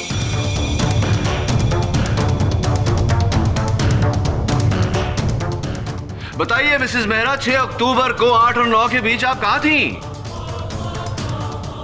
मैं अपने घर पर ही थी। इस बात का कोई साक्ष्य है योर ऑनर। इनके घर के नौकर गोपाल का यह स्टेटमेंट, जिससे ये साबित होता है कि रात 8 से 9 बजे के बीच मिसेस वर्मा अपने ही घर पर थी। डिफेंस लॉयर इस अदालत का वक्त बर्बाद कर रहे हैं योर ऑनर। सारे सबूत और हालात ये साबित करते हैं कि अभिषेक चौहान के कातिल डॉक्टर देवेंद्र कपूर हैं।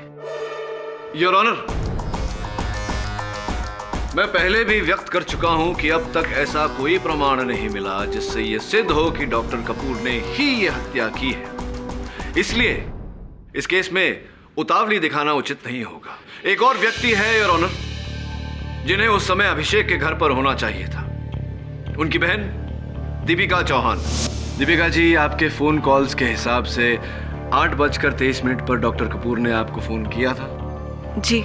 और इन्होंने कहा था कि ये आपसे और आपके भाई से मिलना चाहते हैं जी। तो फिर जब ये आपसे और आपके भाई से मिलने आए उस समय आप वहां क्यों नहीं थी? बताइए दीपिका जी, जब आप जानती थी कि डॉक्टर कपूर को इतना गुस्सा है कि वो कुछ भी कर सकते थे, तो अपने भाई के साथ रहने के बदले आप उसे वहां अकेला छोड़ के चली गई। कहां चली गई थी आप? क्यों चली गई थी? बताइए प्लीज।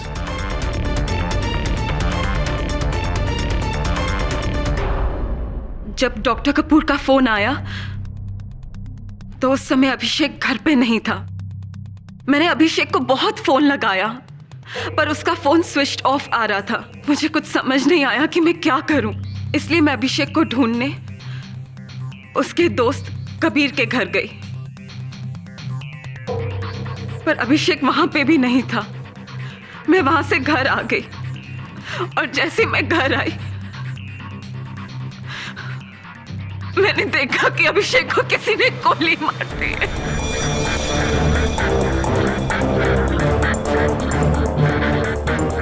गुड स्टोरी, लेकिन आपकी ये कहानी भरोसे के लायक नहीं है दीपिका चौहान। क्या ये सच नहीं है कि आपने चोरी करने में अपने भाई की मदद की थी? हाँ, ये सच है। मैं उसकी बातों में आ गई थी, लेकिन आपने अपने भाई की सहायता की चोरी करने में। उसके बाद जब आपने डॉक्टर कपूर को इस बात से इतना परेशान देखा, आपका मन बदला, आपने सोचा कि आपको वो टेप वापस इन्हें लौटानी चाहिए। आप अपने कैबिन से इनका गन चुराकर अपने घर पहुंची, जहां आपकी अपने भाई से लड़ाई हुई, जिसमें गलती से आपके हाथ गोली चल गई। नहीं सर, ऐसा कुछ नहीं हुआ। मैंने अपने भाई को नहीं मारा। आप ही ने अपने भाई का खून किया है क्योंकि आप डॉक्टर कपूर से प्यार करती हैं और इनकी परेशानी आपसे देखी नहीं गई, इसीलिए आपने अपने भाई की हत्या की। ये तुम क्या कह रहे हो केडी? ये बिल्कुल गलत है। दीपिका ने ऐसा कुछ नहीं किया। वो भला अपने भाई का खून क्यों करेगी? उसने मेरे केबिन से कोई गन नहीं चुराई। मैं खुद गन लेके अभिषेक से मिलने गया था और जब मैं वहां पहुंचा तो वहां पे दीपिका नहीं थी तो सिर्फ अभिषेक की लाश। Objection your honour. Doctor Kapoor ये खुद कह रहे हैं कि जब वो दीपिका के घर गए थे तो दीपिका वहां पर नहीं थी और उसके बाद वो रिवॉल्वर लेकर अभिषेक के घर गए। ऐसे में दीपिका पर शक करना बिल्कुल बेबुनियाद है। अब मैं अपने अगले गवाह मिस्टर हर्ष वर्मा को कटघरे में बुलाना चाहूंगी। जी हाँ, 6 अक्टूबर को करीबन 6 बजे अभिषेक मेरे ऑफिस आया था। वो वहाँ क्या करने आया था? वो डॉक्टर कपूर के क्लिनिक से मेरी साइकेट्रिक ट्रीटमेंट की रिकॉर्डिंग टेप लेकर आया था और उसने मुझसे कहा कि अगर मैंने उसे 40 लाख रुपए नहीं दिए तो वो टेप किसी न्यूज़ चैनल को बेच देगा। और हाँ, उसने ये भी कहा कि उसके पास इस टेप की और भी कॉपीज़ हैं। तो फिर आपने क्या किया? उसके बाद मैं डॉक्टर कपूर के क्लिनिक गया। मैंने डॉक्टर कपूर को बताया कि अभिषेक चौहान नाम का आदमी मुझे ब्लैकमेल करने की कोशिश कर रहा है। डॉक्टर तो डिनाई करते रहे, मानने को तैयार ही नहीं थे। लेकिन जिस तरह डॉक्टर कपूर बिहेव कर रहे थे, मुझे ऐसा लगा कि हो सकता है उन्हें सब मालूम है और हो सकता है कि वो खुद भी इसमें इन्वॉल्व हों। फिर डॉक्टर कपूर ने यह भी कहा कि ओके, ठीक है, जो आप कह रहे हैं अगर वो ठीक है तो ये मेरी रिस्पॉन्सिबिलिटी है। चाहे मुझे अभिषेक चौहान का खून ही क्यों ना करना पड़े, मैं वो टेप यहाँ पे लेके आऊंगा।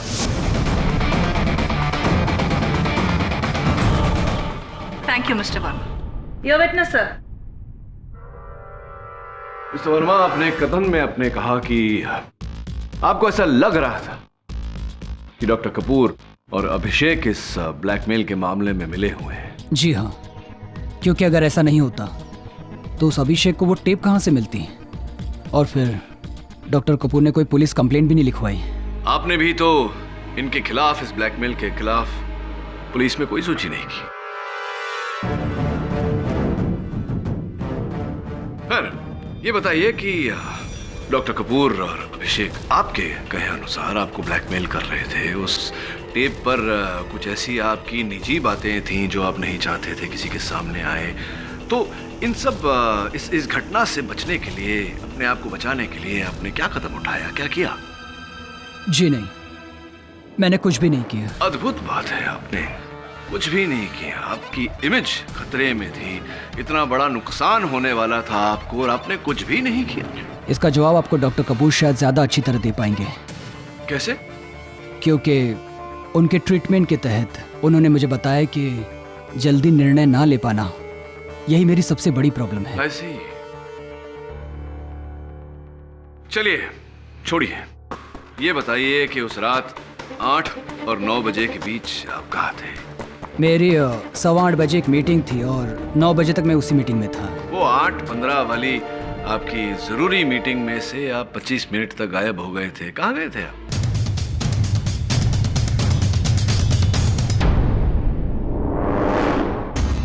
मैं शायद वॉशरूम गया होऊंगा। योर ऑनर, उस मीटिंग में बड़ी बड़ी एयरलाइन के ओनर्स मौजूद थे, जिन सब का ये साइन स्टेटमेंट है कि हर्ष वर्मा ने वो मीटिंग अटेंड की थी।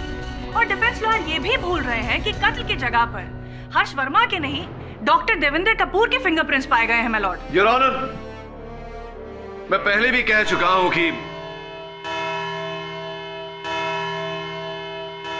ये अदालत कल तक के लिए मुलतवी की जाती है। केडी साहब, क्या लगता है आपको जिस किसी ने भी अनुराग का खून किया है, क्या उसे टेप की कॉपीज मिली होंगी? ये तो कहना मुश्किल है वरुण, लेकिन एक बात तो तय है कि हत्या उन टेप्स की वजह से ही हुई है। 4 लोग हो सकते हैं, एक हर्ष वर्मा खुद, दूसरी उनकी पत्नी माया जो उनसे घृणा करती है, उनका पोल खोलना चाहती थी, तीसरा सनी, 6 लाख रुपयों का लालच, और चौथी दीपिका चौहान।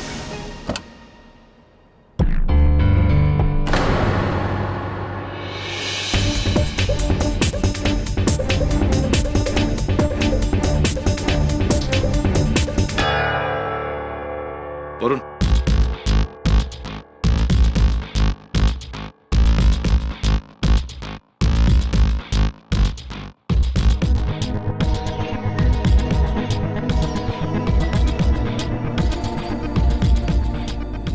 अभिषेक चौहान कौन सी गाड़ी चलाता था? हाँ तो मिस्टर वर्मा, वो 8:15 वाली आपकी जरूरी मीटिंग में से आप 25 मिनट तक गायब हो गए थे। कहाँ गए थे आप? मैंने आपको बताया था ना, मैं शायद वॉशरूम गया होऊंगा। शायद आप वॉशरूम गए थे? नहीं, आप यकीनन वॉशरूम नहीं गए थे। आप गए थे अभिषेक के घर, वहां जाकर आपने उन टेप्स की मांग की, अभिषेक ने इनकार किया और आपने उसकी हत्या कर दी। नहीं, ऐसा कुछ भी नहीं हुआ था। मैं अभिषेक के घर गया ही नहीं। ताज्जुब की बात है कि अगर आप अभिषेक के घर नहीं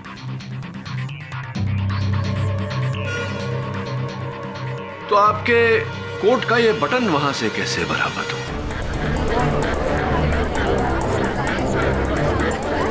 और इस बटन में लगा हुआ जो धागा है, इसका दूसरा छोर आपके उस जैकेट पर लगा हुआ है जो 7 अक्टूबर को आपने अपने टेलर के पास भेजा था बटन लगवाने। ये क्या मजाक है? मजाक नहीं है मिस्टर वर्मा, ये वास्तविकता है, और इस वास्तविकता का लिखित प्रमाण जज साहब की मेज पर रखा हुआ है। अब बताइए, आप अभिषेक के घर गए थे या नहीं? मैं माफी चाहता हूं, मैंने अदालत से झूठ बोला। मैं अभिषेक के घर गया था और मेरी उससे हाथापाई भी हुई, लेकिन मैंने उसका खून नहीं किया। लेकिन हाँ, जब मैं उसे धमकाकर उसके घर से बाहर आ रहा था तो मैंने दीपिका जी को अंदर जाते हुए देखा। जी, जब मुझे अभिषेक कहीं भी नहीं मिला तो मैं वापस घर आ गई। हाँ, और जब आप वापस घर आई और आपको अभिषेक घर पर ही मिले तो आप दोनों के बीच में बहस हुई। आपने उनसे वो टेप मांगी, उन्होंने इनकार कर दिया और आपने उनकी हत्या कर दी। मैं आपको कितनी बार बोल चुकी हूँ कि मैंने अपने भाई का खून नहीं किया। अगर मैंने अपने भाई को मारा होता तो मैं खुद पुलिस के सामने जाकर अपने आप को सरेंडर कर देती, लेकिन डॉक्टर कपूर को कभी भी फंसने नहीं देती। मैं जानती थी कि अगर डॉक्टर कपूर हमारे घर आए तो उनके और अभिषेक के बीच में झगड़ा हो जाएगा, जो कि मैं नहीं चाहती थी। इसीलिए मैं डॉक्टर कपूर को समझाने के लिए उनकी क्लिनिक की तरफ निकल गई। वेट अ मिनट, मैंने उस रात माया को हमारी सोसाइटी में एंटर करते हुए देखा था। क्या पता ये खून माया ने किया हो? ये लड़की झूठ बोल रही है। जब मैं कभी अभिषेक के घर गई ही नहीं तो इसने मेरी कार कैसे निकली वहां पर? और इस बात का प्रमाण मैं पहले ही कोर्ट में दे चुकी हूँ योर ऑनर। और इसी प्रमाण की जांच पड़ताल करने के लिए मैं माया जी के गृह सेवक गोपाल को कटघरे में बुलाने की अनुमति चाहता हूँ योर ऑनर। इजाजत। गोपाल जी, आपने पुलिस को दिए बयान में कहा था कि आपकी मेम साहब उस रात 6 अक्टूबर की रात को 8 और 9 बजे के बीच घर पर ही थी। हाँ, कहा था। गोपाल काका, क्या सचमुच घर पर थी वो? Objection your honour. Defence lawyer ये किस तरह के सवाल कर रहे हैं? योर ऑनर, दीपिका जी ने अदालत में अपने कथन में बताया कि उन्होंने माया जी को उनकी गाड़ी में उस सोसाइटी के अंदर जाते हुए देखा। तो या तो दीपिका जी झूठ बोल रहे हैं या गोपाल काका, ये जानना जरूरी है कि कौन झूठ बोल रहा है ताकि उसके झूठ की उसे सख्त से सख्त सजा दी जाए। Objection sustain. Thank you your honour. हाँ बताइए गोपाल जी, क्या 6 अक्टूबर की रात को आपकी मेम साहब रात 8 और 9 बजे के बीच घर पर थी या नहीं?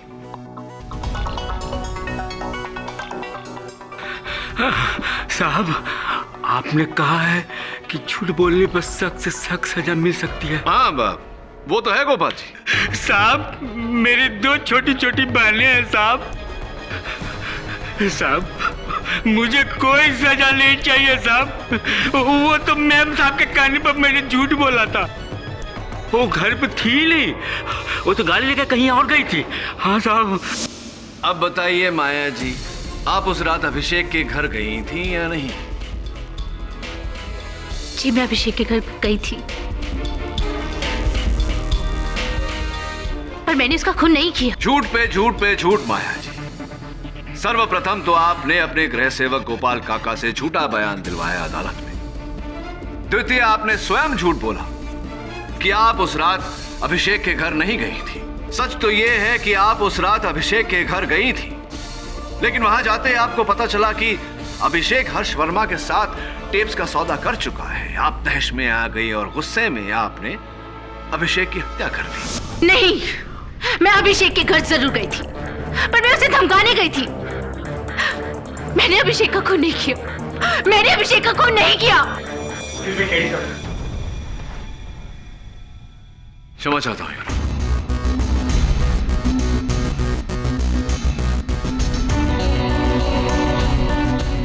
योर ऑनर, अभी अभी इस केस से जुड़ा एक बहुत ही महत्वपूर्ण सच मेरे सामने आया है। इसीलिए मैं अदालत से आग्रह करता हूं कि मुझे एमएलए राम शास्त्री की सुपुत्री वंदना शास्त्री को अदालत में कटघरे में बुलाने की अनुमति दी जाए।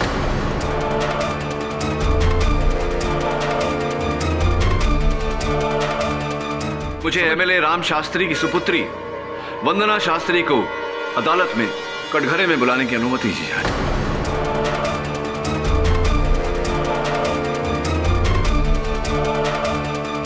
योर ऑनर, मुझे ये समझ में नहीं आ रहा है कि डिफेंस लॉयर इस केस को कौन सा रुख देना चाह रहे हैं।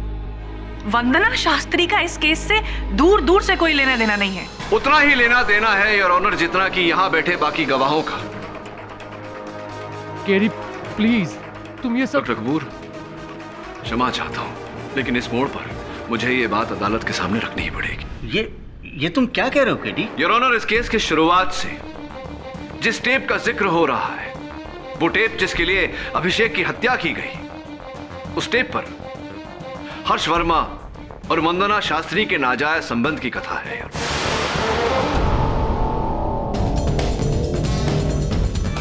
आप हर्ष वर्मा को जानती हैं? जी हाँ, मैं जानती हूँ। फिर तो आप अभिषेक चौहान को भी जानती होंगी। जी नहीं, मैं अभिषेक चौहान को नहीं जानती। अच्छा, तो आप अभिषेक चौहान को नहीं जानती। ये बताइए कि 6 अक्टूबर को रात 8 और 9 बजे के बीच आप कहाँ थी? जी, मैं अपने पापा की पॉलिटिकल पार्टी का यूथ विंग संभालती हूँ। उसी की मीटिंग थी बांद्रा में, मैं वहीं पर थी। BMW काले कलर की MH04 969 आप ही की गाड़ी है? जी। ये आप चलाती हैं या आपका वाहन चालक चलाता है? जी, कभी मेरा ड्राइवर कभी मैं। लेकिन आप ये सब क्यों पूछ रहे हैं? और उस रात इस सभा में आप इसी गाड़ी में गई थी? जी हाँ। बहुत बहुत धन्यवाद आपका कि आपने इतनी सहनशीलता से मेरे हर प्रश्न का उत्तर दिया। एक आखिरी प्रश्न, समझ में नहीं आ रहा मुझे कि आप अगर उस गाड़ी में उस रात बांद्रा गई थी अपनी सभा में उपस्थिति भरने, तो आपकी गाड़ी ने 8:20 पर अंधेरी टोल नाका कैसे क्रॉस किया?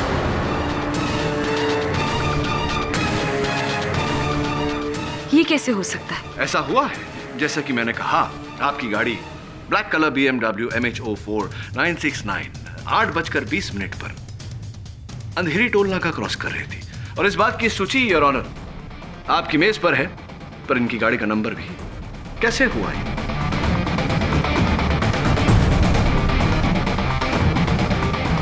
हो सकता है कि मैं अंधेरी गई होंगी किसी मीटिंग के लिए। किसके साथ थी आपकी मीटिंग? अभिषेक चौहान के साथ? क्या बेकार की बात कर रहे हैं आप? मैं आपसे पहले भी कह चुकी हूँ कि मैं अभिषेक चौहान को नहीं जानती। अद्भुत। अगर आप अभिषेक चौहान को जानती भी नहीं, तो आपकी गाड़ी का यह टोल रसीद अभिषेक चौहान जी के घर से कैसे पाया गया? बताइए मिस वंदना शास्त्री, आपकी गाड़ी के टोल का रसीद अभिषेक चौहान के घर से कैसे पाया गया? मुझे नहीं पता कि ये टोल रसीद वहां कैसे पहुंची। मैं बताता हूं आपको। 6 अक्टूबर की रात आप अपने काले कलर की BMW में बैठी, अंधेरी टोल नाका क्रॉस करके आप अभिषेक चौहान के घर पहुंची, उन टेप्स को हासिल करने जिन टेप्स पर आपकी और मिस्टर वर्मा की कहानी दर्ज थी, और इसी के चलते आपने अभिषेक की हत्या कर दी। क्या बकवास कर रहे हैं आप जानते भी हैं कि आप किससे बात कर रहे हैं? भली भांति जानता हूं कि मैं MLA श्री राम शास्त्री की सुपुत्री वंदना शास्त्री, जो यूथ विंग पॉलिटिकल पार्टी के अध्यक्ष है, उन्हीं से बात कर रहा हूं। क्या आपके पास .22 स्मिथ एंड वेसन रिवॉल्वर है? जी है। क्या आपने अपनी रिवॉल्वर को कुछ ही समय पहले मनक गन सर्विसेज के पास सर्विसिंग के लिए भेजा? वो तो ईयरली सर्विसिंग के लिए दी थी। ईयरली सर्विसिंग के लिए भेजा था योर ऑनर, और ईयरली सर्विसिंग के बाद जब गन लौटती है तो उसे एक बार फायर किया जाता है, ये जानने के लिए कि गन ठीक से चल रही है, उचित कंडीशन में है या नहीं। ऐसा ही ट्रायल फायर इनकी .22 स्मिथ एंड वेसन से किया गया, और बैलिस्टिक्स का यह कहना है योर ऑनर कि इनकी चलाई हुई वो गोली और स्वर्गीय अभिषेक चौहान के मृत शरीर से पाई गई घातक गोली दोनों मेल खाती है। एंड योर ऑनर, पोस्टमार्टम के दौरान अभिषेक के मृत शरीर से जो गोली बरामद हुई थी, वो गोली वंदना के रिवॉल्वर से चली है।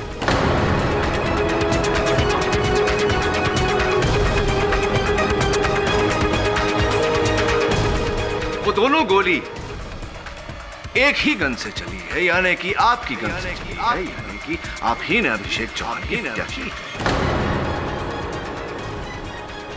MLA Shri Ram Shastri, miss Vandana Shastri, am I right or am I right? हाँ, मैंने अभिषेक चौहान का खून किया है।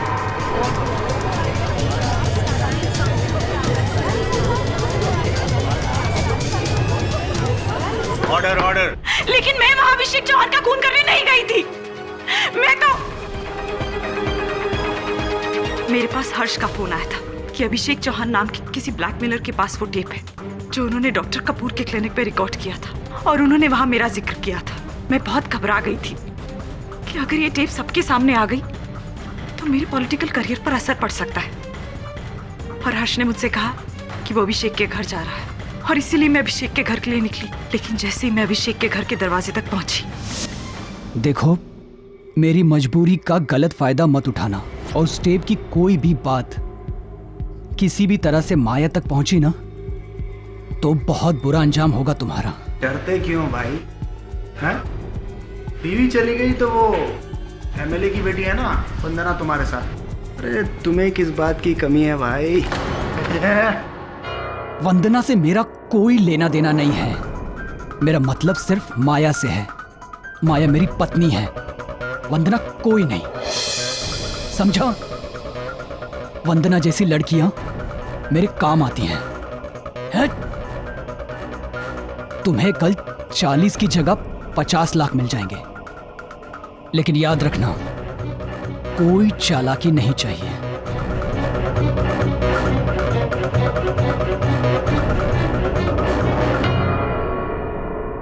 मैंने तो हर्ष से सच्चा प्यार किया था, लेकिन उसके मुंह से अपने बारे में ये सब सुनने के बाद नफरत हो गई थी मुझे उस इंसान से।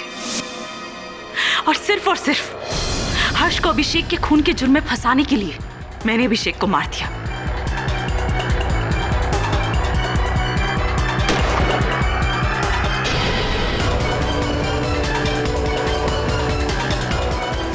मुझे तो यही लगा कि हर्ष को अभिषेक के खून के जुर्म में सजा मिल जाएगी, लेकिन बदकिस्मती से डॉक्टर कपूर उसके बाद वहां पहुंच गए। Thank you miss Vandana Shastri. The defence rest your honour. सारे सबूतों के मद्देनजर और वंदना शास्त्री के इकबालिया बयान के बाद यह अदालत डॉक्टर देवेंद्र कपूर को बाइज्जत बरी करती है और वंदना शास्त्री पर अभिषेक चौहान के कत्ल का मुकदमा चलाने का हुक्म देती है। The case is closed. Kapoor साहब,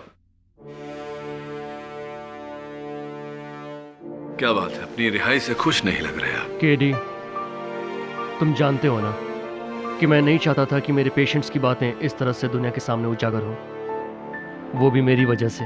कपूर देख, तेरी सच्चाई अपनी जगह ठीक है, मैं तो कहूंगा काबिल तारीफ है, लेकिन किसी की सच्चाई की खातिर अपराधी को अपने किए हुए अपराध की सजा ना मिले, ये तो ठीक नहीं है ना मेरे दोस्त। और भी दिलचस्प कहानी देखने के लिए हमारे चैनल को सब्सक्राइब करें और बेल आइकॉन दबाना न भूलें।